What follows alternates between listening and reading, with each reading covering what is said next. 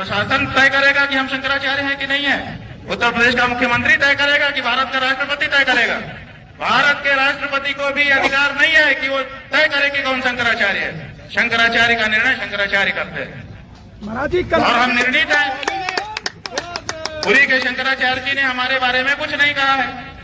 उन्होंने न तो कहा कि ये नहीं है और उन्होंने न तो कहा कि ये है। वो साइलेंट है। उनका जो एफिडेविट सुप्रीम कोर्ट में आया था, पहले बताया गया कि उन्होंने विरोध किया है। जब हम लोगों ने एफिडेविट की कॉपी निकाली, उसमें उन्होंने लिखा हुआ है कि हमसे कोई समर्थन मांगा नहीं गया, इसलिए हमने दिया नहीं है। उनका इतना ही वक्तव्य है। तो दो शंकराचार्यों का प्रत्यक्ष लिखित व्यवहारिक समर्थन और तीसरे पीठ के शंकराचार्य की मौन स्वीकृति हमारे साथ है। और कौन शंकराचार्य है ज्योतिष पीठ का, बताइए। स्वामी जी हम हैं ज्योतिष पीठ के शंकराचार्य। जोगेंद्र कुमार पुलिस आयुक्त प्रयागराज, ऐसा बताया है हमको लोगों ने। सही है कि नहीं पता नहीं। ये जो व्यक्ति है यही सबसे ज्यादा हठधर्मी वहां पर था। अगर किसी ने बात को बिगाड़ा यही व्यक्ति था, बहुत ही हठधर्मी। 13 जुलाई 2024 मुकेश अंबानी के बेटे अनंत अंबानी की शादी। उस शादी में देश के पीएम भी आमंत्रित थे और शंकराचार्य स्वामी अभिमुक्तेश्वरानंद जी वह भी आमंत्रित थे। पीएम ने झुक करके जब प्रणाम किया तो शंकराचार्य ने उनको भेंट स्वरूप एक माला दिया, आशीर्वाद दिया। लेकिन अंबानी परिवार के आलीशान घर में भी शंकराचार्य जी अपने पवित्र सिंहासन पर विराजमान रहे। शंकराचार्यों की सदियों पुरानी परंपरा रही है, उनके रथ सिंहासन और डोली हमेशा उनके साथ चलते हैं। इस सम्मान का प्रतीक है। अंबानी के घर की यह तस्वीर बताती है कि सच्ची परंपराएं कभी झुकती नहीं है, चाहे जगह कितनी भी बड़ी क्यों ना। लेकिन दूसरी तस्वीर उनकी 18 जनवरी 2026 प्रयागराज माघ मेले की है। उस दिन मौनी अमावस्या था। उस पावन पर्व पर शंकराचार्य जी गंगा में स्नान करना चाहते थे, लेकिन वहां की पुलिस उनके शिष्यों को मारती है, पीटती है। शंकराचार्य जी अपने पवित्र पालकी पर विराजमान होकर संगम स्नान के लिए जा रहे थे, लेकिन जोगी सरकार की पुलिस ने रोक दिया।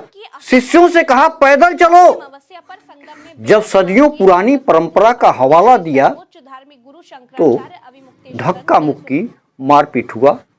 शंकराचार्य के शिष्यों को जबरिया पीटा गया। कई लोगों की चोटी उखाड़ ली गई। एक वृद्ध संत को जमकर के पुलिस ने पीटा। कई शिष्यों को हिरासत में ले लिया गया। पालकी पुलिसकर्मियों ने खींच लिया। छत्र टूट गया। वो पवित्र गंगा का स्नान भी नहीं कर सके। शंकराचार्य जी विगत 3 दिनों से धरने पर बैठे हैं, अन्न जल त्याग करके, क्योंकि आस्था का अपमान सहन नहीं होता है। शंकराचार्य जी हमेशा धर्म और सनातन परंपरा की रक्षा के लिए बिना डरे बोलते रहे हैं, फिर चाहे सत्ता में कोई भी हो, किसी की भी सरकार हो। शंकराचार्य स्वामी अभिमुक्तेश्वरानंद जी ने दावा किया काशी में 150 मंदिर तोड़ दिए गए। क्या विकास के नाम पर सनातन की जड़ें काटी जा रही हैं? 2018 से ही उन्होंने योगी सरकार पर आरोप लगाया कि काशी विश्वनाथ कॉरिडोर के बहाने प्राचीन मंदिरों, मूर्तियों और धरोहरों को विनिष्ट किया जा रहा है।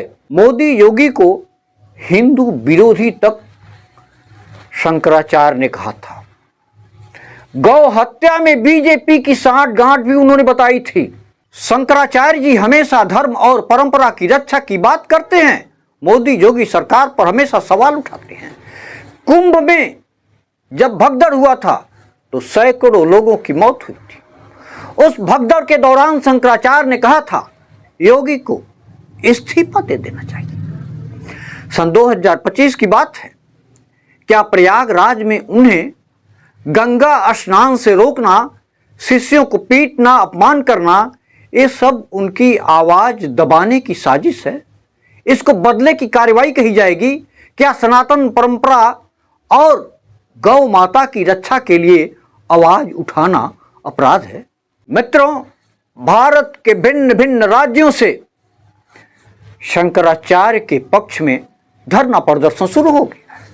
संत खुल करके सामने आ रहे हैं कि जो कुछ भी शंकराचार्य के साथ किया गया वह बर्दाश्त नहीं किया जाएगा।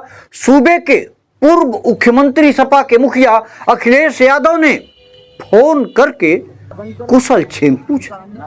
मित्रों, बात तो होती है सनातन धर्म की, लेकिन सनातन धर्म के रक्षकों को जब पीटा जाएगा, चोटी पकड़ करके घसीटा जाएगा, तो निश्चित ही संत समाज का अपमान है। मित्रों, इस अपनी बात समाप्त करता हूं। नमस्कार, जय हिंद।